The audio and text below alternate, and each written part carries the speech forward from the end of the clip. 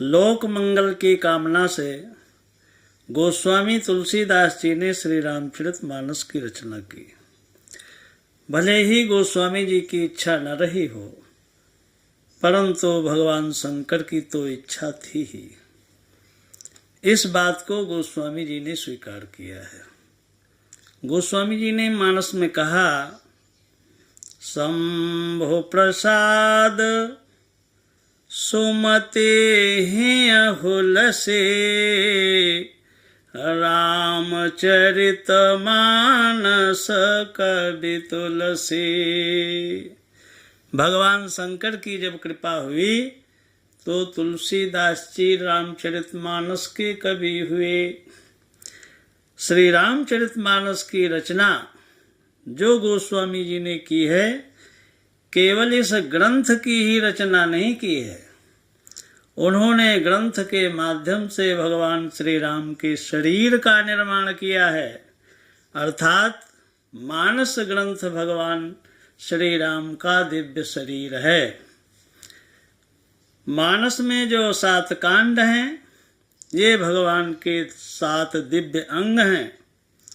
जैसे बाल कांड भगवान के चरण हैं, अयोध्या कांड भगवान का कटि प्रदेश है, अरण्य कांड भगवान का उदर देश है। इसी प्रकार से किष्किंधा कांड भगवान का हृदय है, सुंदर कांड भगवान की ग्रीवा है, मुखमंडल लंका कांड है और उत्तर कांड भगवान का शीर्ष प्रदेश है। इस प्रकार आदि से लेकर अंत तक यह दिव्य भगवान का शरीर है। नाभादास जी के शब्दों में देखें, नाभादास जी ने इसी प्रकार से स्वीकार किया है कि यह भगवान का शरीर है। बालकांड प्रभु पाए, अयोध्या कटि मन मोहे, उदर बन्यो अरण्य हृदय किष्किंधा सोहे, सुंदर ग्रीव मुखारविंद लंका कही गायो, ओ जेहि महारावण आदि निशाचर, सब कर गर्भ समायो, मस्तक उत्तर कांड गनु, श्रीमद तुलसीदास भनु, आदि अंतलों देखिए, श्रीमन मानस राम तनु। इस प्रकार से प्रारंभ से देखें अंत तक रामचरितमानस भगवान का दिव्य शरीर है। अब इस भगवान के दिव्य शरीर को अगर हृदय में बसाना है तो किस प्रकार से बसाएं? रामचरितमानस का 108 दिन का पारायण प्रारंभ करें, जिसमें जब बालकांड का पाठ करना प्रारंभ करें तो भगवान के श्री चरणों का हृदय में ध्यान करें।